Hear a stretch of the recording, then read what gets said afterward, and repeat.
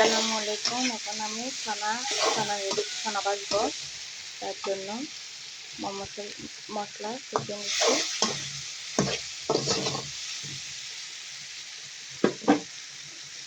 দেখুন ছানা সিদ্ধ করতে দিচ্ছি।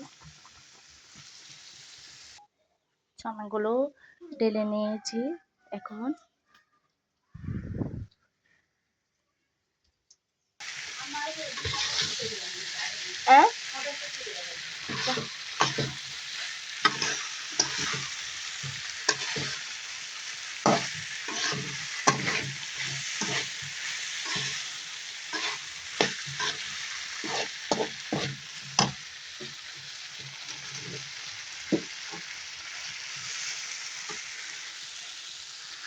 এই দেখুন আমার মেয়েও কাজ করতেছে আমার সাথে। মা হাই দাও।